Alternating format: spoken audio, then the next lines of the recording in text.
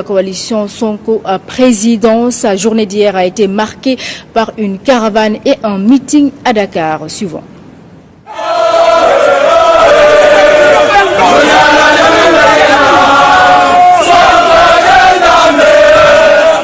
lii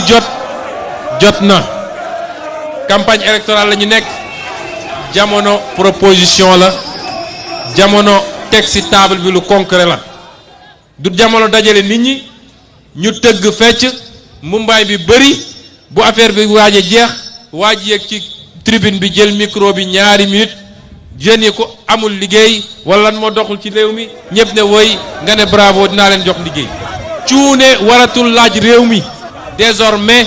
le peuple sénégalais va être très exigeant vis-à-vis de ses acteurs politiques. Am nañu un programme ambitieux en termes de politique économique te ñu ngi koy lal sur l'impératif,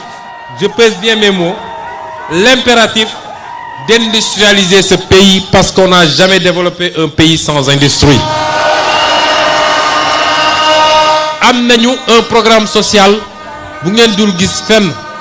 mooy fexe ba généraliser le système de prévoyance sociale ba sénégalais bu ne moo xam menuisier bi mécanicien bi moo xam jànq bi liggéey ci biir kër gi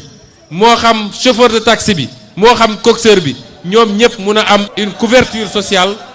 mun a am couverture maladie mun a am retraite comme tout le monde. dañu ne état dafa soxla ay ressources war a def ay dépenses. Premier élément ci ressource état yi mooy li ñuy wax l'impôt fiscalité moo ëpp ci lu état mun a dajale te loolu ci réewu àdduna bi yépp la su ñuy wax l'impôt nag nit ñi dañ naan waa ji su ñëwee moom ñépp lay taxé déedéet l'impôt mooy ñun li ñu bokk ñun ñépp naka la ñuy def ñépp bëgg nañu faju ñépp bëgg nañu lekk ba suur te lekk lu baax ñëpp bëgg dañoo am école bu baax pour seen doom jàng ñëpp bëgg a daw ci ay tali yu baax ñëpp bëgg a am ndox gis ngeen dem ba léegi ndox amul ndakaaru comme ñun loolu yi ñun ñoo ko bokk lu bokkul ak kenn ku nekk lii sembëri ñu ne kon kenn ku ne na comp ci poosam as tuut loo xam ne du ko faagaagal du ko lor daal koy def ci gafaga bi ñu bokk ñun ñëpp muy trésor public lor rek mooy l'impôt ñun dañoo am yéene ni dañuy wàññi impôt bi ci kenn ku ne li ngay supporter impôt bokk na ci mesures yi sax ni impôt sur les sociétés nga xam ne tey mi ngi 30% dinañ ko delloosi ba 23%. kon ku lay defal loolu yokkul impôt gi. ñaareelu série de mesures mooy lii nga xam ne yàlla wërsale gënuñu ko muy suñuy ressources naturelles te ki fi nekk sàggan ba dem joxe ko jaay ko laa war a wax sax parce que soo demee ba ñu ne la li nga am ci ressources naturelles. munoo ci am lu weesu 10% kooku musiba la loolu lañ ne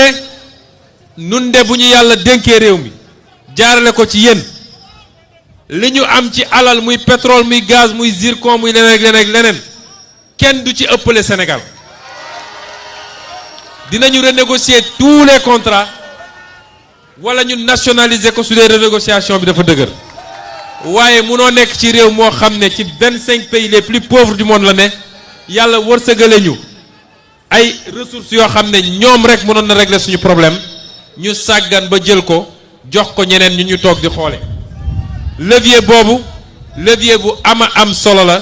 te pour ñu réussir ko nag on aura besoin du peuple derrière nous on aura besoin de votre soutien parce que du doon liggéey bu yomb ñetteel bi ci levier ba léegi mooy réduction du train de vie de l'État mooy premier levier boo xam ne ñun dañ ko war a combattre réduire ko mooy dëkk ci leb parce que lii ñuy def ni may ñu de dañuy dem ñuy leb te gis nga réew yu am doole yi yeewu nañ yeewu boo xam ne boo ñëwee ne am naa pétrole am naa or am naa zircon am naa phosphate am naa géej gu may maye loo bëgg ñu lebal la ñu lebal la parce que soo fayul ci xaalis di nga leen fay ci lële. Quatrième levier bi mooy la réduction du train de vie de l'État réew moo xam ne les pouvoirs publics ministre boo gis mi ngi yor ñetti 4x4 këram ñaari limousine ñaari berline yoo xam ne xaj bi ne ci kër gi sax suñ ko yóbbu ci vétérinaire dafa am otoom ak chauffeur am la ñuy yàq ci état mënu leen ko imaginer j'ai été haut fonctionnaire loolu rek suñ ci agiroon démontré naa ni suñu jëlee les normes de l'ONU ak études yi ñu def nee nañ ci pays développés yi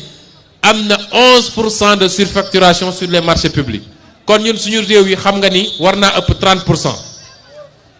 soo jëloon 11% sax daal koy jël ci volume marché public yi passé c'est quasiment plus de 350 milliards yoo mun a économiser at bu ne. mais loolu ñaata la mun a tabax ci ay classes. caay-caay gi nekk ci ni ñu yoree réew mi parce que ku ñëw andi ay mallette d'argent am joxe ñu signal ko li mu bëgg waaye tey suñ ñu wóoloo ba dénk ñu réew mi lii ñu moom ci ñu alal jox ko ay nit ñuy wër di ko jaayante entre ñoom. législation ne woon ne loolu lépp dañ cee waroon feye ko ay lempo biñ ko calculer ñun ay milliers de milliards la yoo xam ne tey waroon na dellu si ci gafaga Sénégal je parle au peuple sénégalais bu ngeen ñu wóoloo loolu lépp dina dellu si xam nañu njàmbatu Sénégal quand tu fais le tour du Sénégal tu as mal au cœur dem naa ci àll bi dem naa ci taax yi les Sénégalais souffrent il est temps qu'on mette un terme à ça et c'est ça les enjeux de cette élection présidentielle moomaat suñu bopp les combats yi nga xam ne suñuy mag suñuy maam moom lañ doon xeex tous ces gens-là ont été trahis depuis l'indépendance par la manière dont on a gouverné ce pays. Nous devons être